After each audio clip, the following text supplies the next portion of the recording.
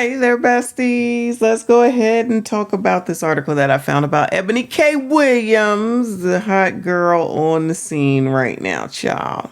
So this is from Showbiz Cheat Sheet. I don't know what the hell that is, from 2021, where I found something where she's finally talking about this fiance.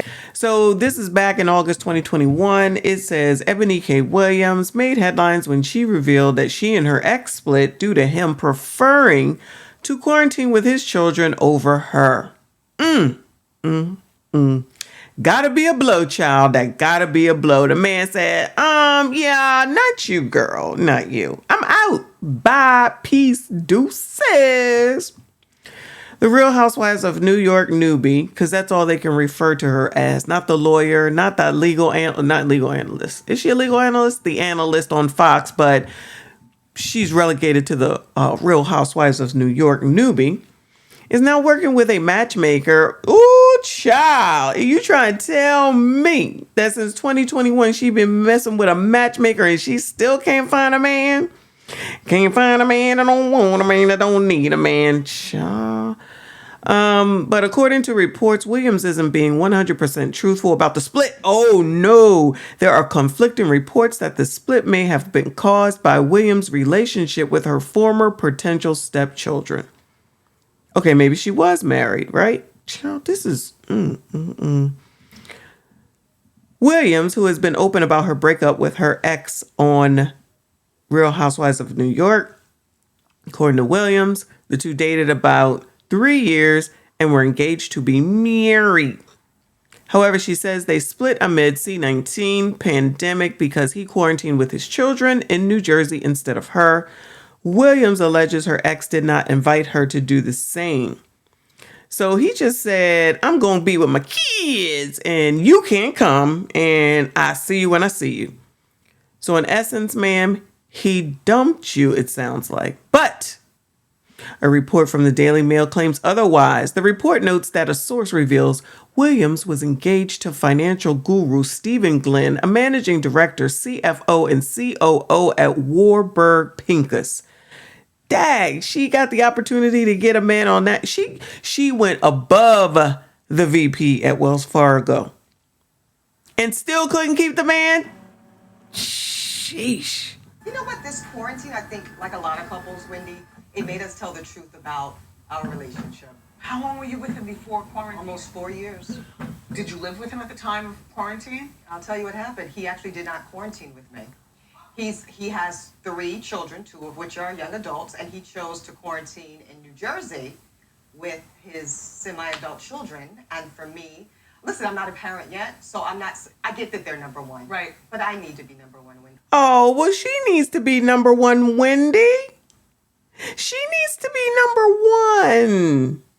That man ain't want you, child. That's the bottom damn line. You just now said yourself that 2 of them was adults and he didn't invite you to come. He didn't want you. C-19 came along and some people decided and said, oh, this is life now. We got to make some decisions. So guess what? It sounds like he made that decision, but now you want to come. She had the CFO, COO, A, B, C, D, E, F, G, who made millions with all them titles. And she couldn't even hold on to the damn man. Girl, you wasn't doing something right. Something going on somewhere, somehow. You wasn't doing something right. So I guess that's why she got to talk about if he owns the bus. If he owns the bus. Girl, you can't keep nobody, whether they own the bus, they drive the bus, they underneath of the bus, or anything daggone else. You the problem. But of course, nobody want to say that. You know, all the TBBs want to say, yeah, sis, go, sis. And be alone. Because it's something that happened. Now, listen, we don't know. But ain't no way you going to be effing somebody for 4 effing years. And C-19 comes and he said, well, see you when I see you. That's a you problem, man. Period. And with your attitude, we probably more than likely understand what happened. Because even as beautiful as you are, at the end of the day, if your attitude is ugly, that's the bottom line. And that's what you bitter biatches don't seem to get. The problem enough of the time is that it's not even about how you look, it's how you act. It's how you come across. It's how condescending you are, how rude you are, how nasty you are. Let me go ahead and add in how clueless you are because you refuse to think that you do anything wrong. And all this sugar on the iced tea that you got for all these men, you're still checking for them. You still be looking for them, child. The 50-year-old allegedly has a private equity partnership. This would be the dude that has invested more than $94 billion in 940 companies.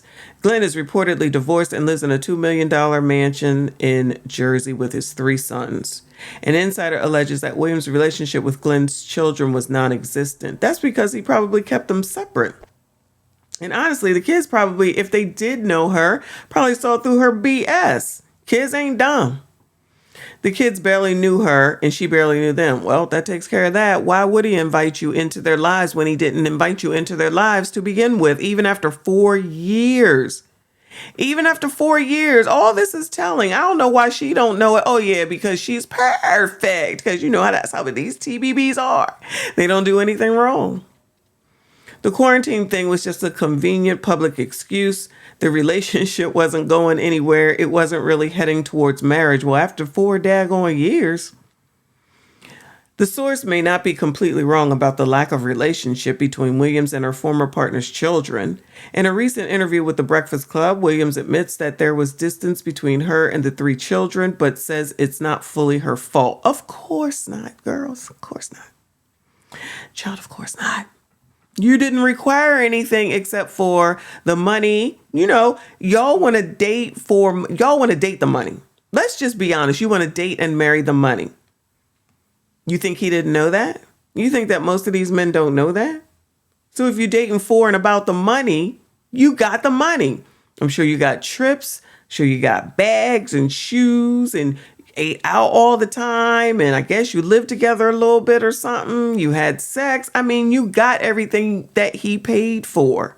And then the deal was over.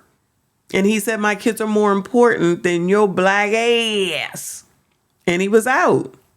You were not worth marriage. You were not worth staying with. You were not even worth getting to know his kids. But you want to blame men.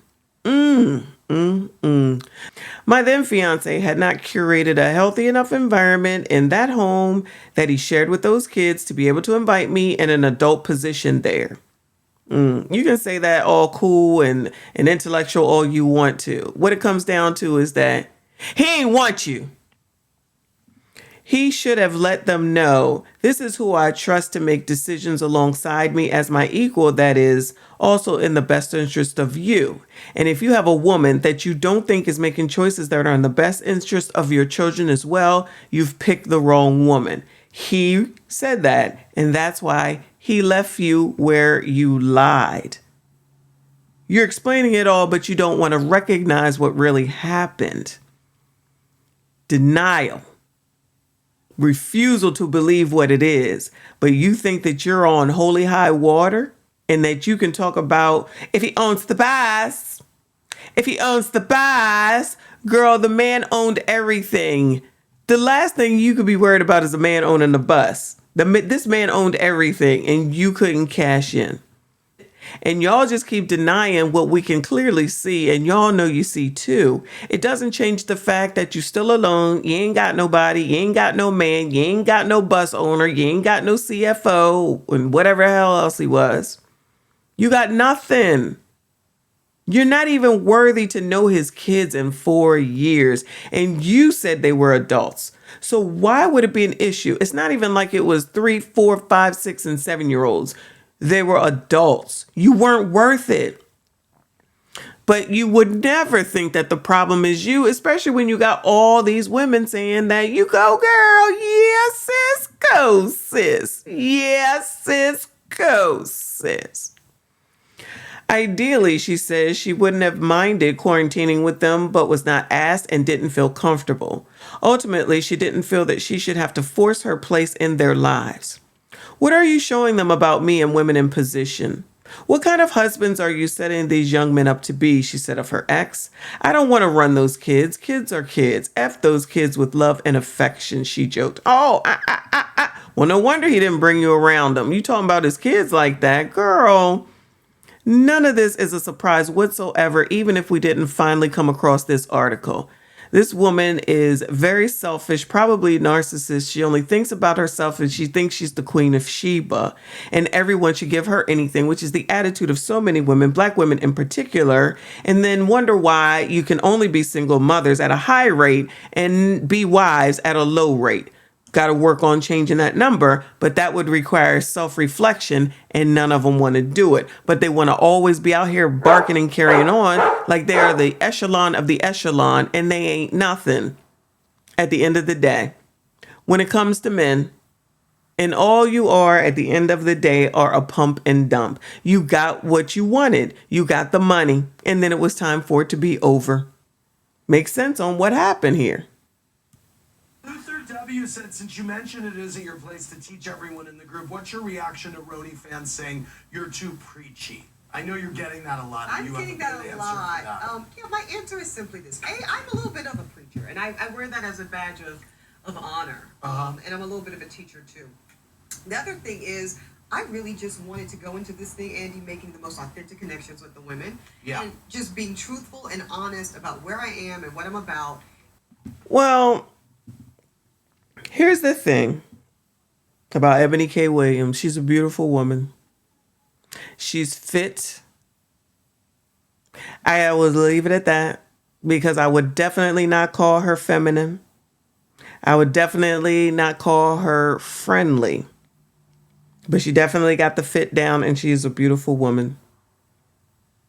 So at the end of the day, it really does sound like fit, feminine, and friendly at minimum, in my opinion. Feminine and friendly. What else can you say about her? I'm just saying, that's what it seems like. These women don't want to admit it. But these are the same women that will in one breath say they don't want a man, but in every breath thereafter talking about men. Delusional much? Child, we already know you ain't fooling nobody, but keep on keeping on. Let's see where that takes you. That's it. That's all. If you made it this far, I do appreciate you. Please consider subscribing. I will see you all in the next one.